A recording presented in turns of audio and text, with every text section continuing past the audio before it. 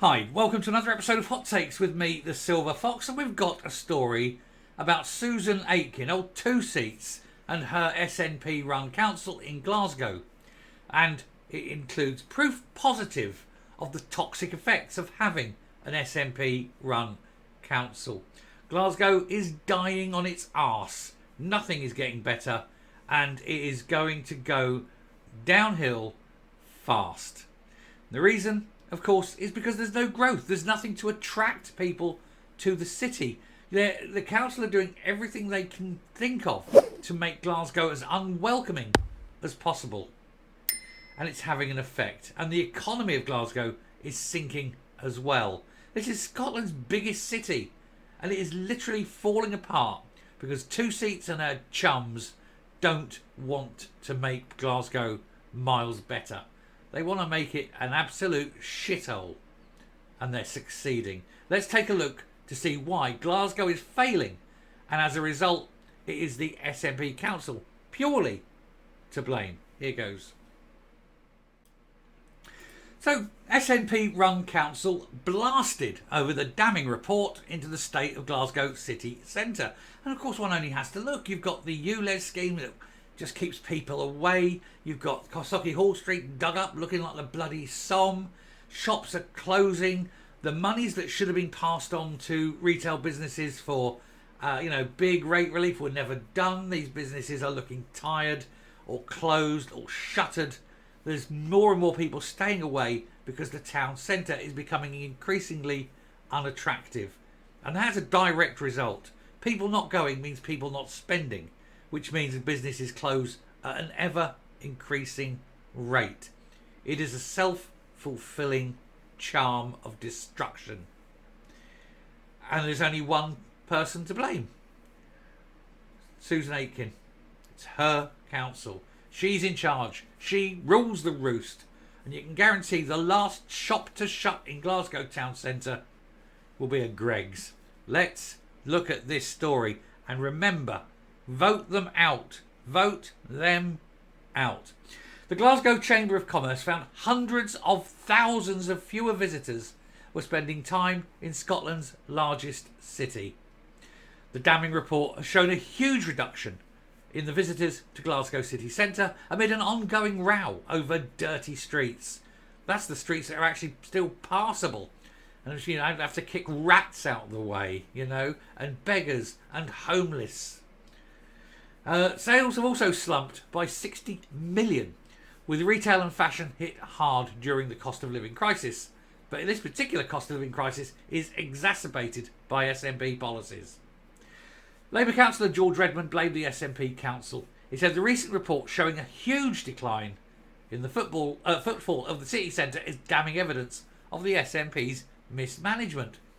As one of the largest retail cities in the UK, it is clear that Glasgow businesses seeking support have been met with silence. The legacy of the pandemic and a rise in home working are believed to have hit Glasgow businesses hard.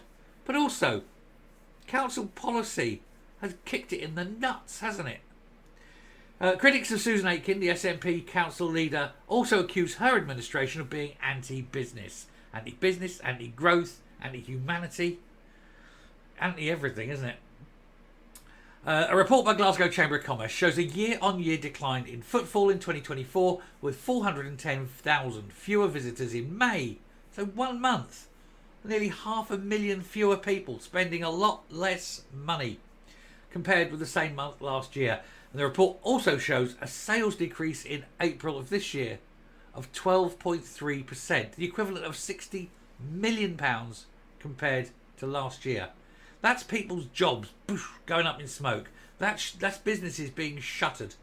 That's misery heaped upon poverty, and all because of the ideology of that fat woman in the chambers going, oh, fly me to Dubai, expensive first class champagne.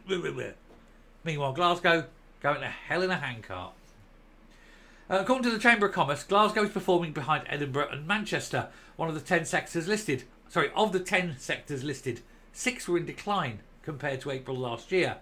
The business feedback section of the report mentioned ongoing concerns such as cleansing, maintenance and hygiene. And we've seen time and time again that even bin men are refusing to empty the bins because the rat problem is so big, and nobody will do anything about the rats except keep electing them into Glasgow City Council.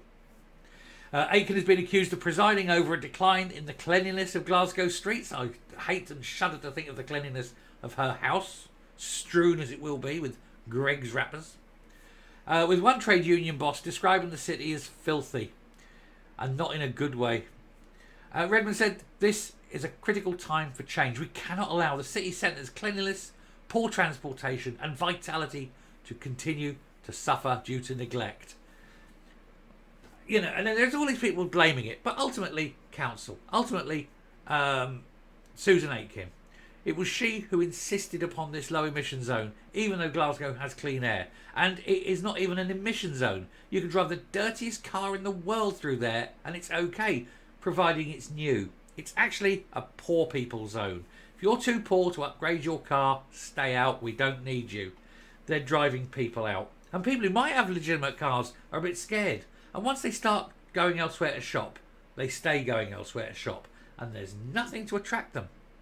Why is Sauchiehall Street still dug up? Why they ran out of money? Why start a project if you can't afford to finish it?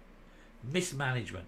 Oh, we can spend £20,000 on lampposts for somebody outside somebody's house. We can spend £300,000 flying to Dubai even though I wasn't invited. We can piss money up on civic projects here and there and everywhere just to make us have a fizz in our pants. But it doesn't help people. It doesn't help businesses. It doesn't help Glasgow. Oh, no, we're not in that game. What? People happy? Not out, no way.